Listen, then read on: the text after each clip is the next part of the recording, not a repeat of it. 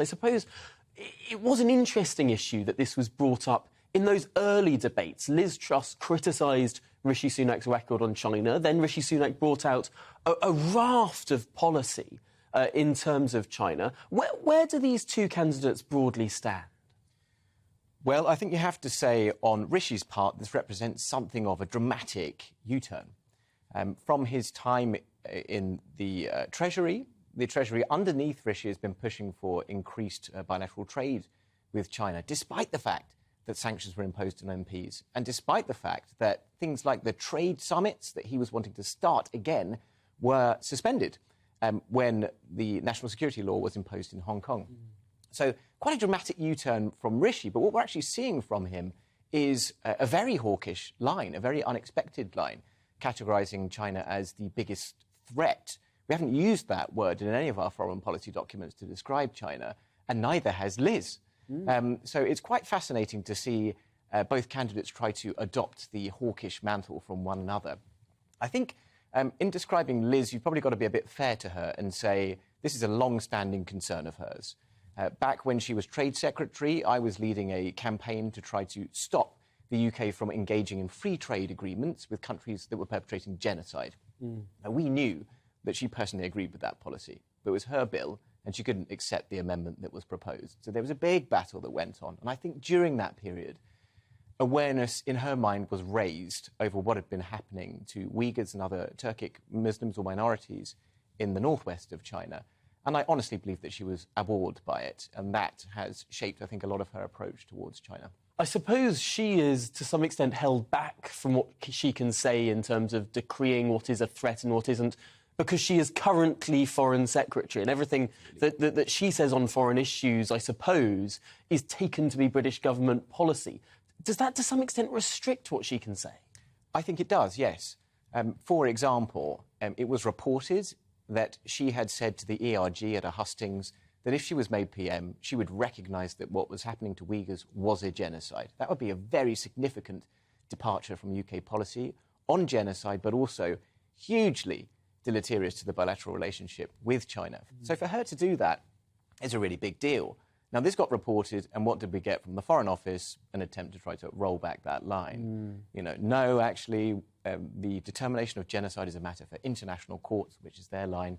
Liz personally believes it might be a genocide, but that's not government policy. That was the perspective. So I think that's the correct analysis. I think she has been held back. But I think you have to look at these two candidates in the round. This is the culmination of 2 years of very solid campaigning from the Tory backbenches.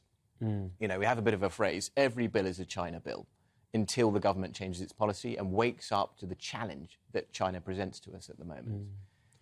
So looking at Rishi Sunak's pledges specifically, what do you make of them in terms of, are they particularly different from what Liz Truss is saying? He's brought out a number of fairly specific pledges, not just on Confucius institutes, but also, of course, on Chinese investment into strategic UK infrastructure and the like.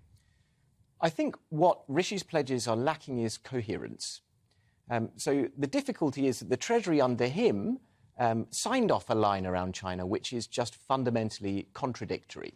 So we say that China is a systemic challenge, and we say that the way we're going to deal with that is to invest more in it. That doesn't make any sense. You don't invest more in your systemic competitors. You don't invest more in threats. But there's no indication that Rishi is saying that bilateral trade with China should be affected, or that we shouldn't be having these trade summits, which he was pushing for. I don't see how you can say that at the same time as say, we need to stop all this dangerous investment. It's not terribly coherent, but I think that that's an accusation you can make of both parties. We need much more depth when it comes to China policy. Now, last week on this programme, I spoke to an expert in China who was a bit worried about this promise to close down Confucius institutes. It's grabbed a lot of headlines, but to some extent, the argument went that these Confucius institutes help British students learn Chinese in order to combat a potential threat. You do need to understand that language, that culture. You do need to know your enemy. Is that not a significant line? Yes, and I think I substantially agree with it. There's a real issue here, which is that if we close Confucius institutes and we get rid of the possibility of Chinese students coming together, and there is a very large group of Chinese students in this country, what we're doing is we're taking away from them something that they might need, the ability to come together, the ability to develop and express their culture and their people in a different place, in a different university. On top of that, the thing that worries me more is we make them responsible for the behaviour of Xi Jinping's Chinese Communist Party, which is wrong. However, we have to acknowledge that Confucius institutes have got a problem. You know, they very often act under the direction of Chinese embassies. They foment nationalist sentiment. We can't have that kind of thing. So we should accept the principle that there should be some coming together within university of Chinese students. We should support that. But we shouldn't support that if it's going to result in nationalist sentiment and doing the bidding of the Chinese Communist Party in our universities.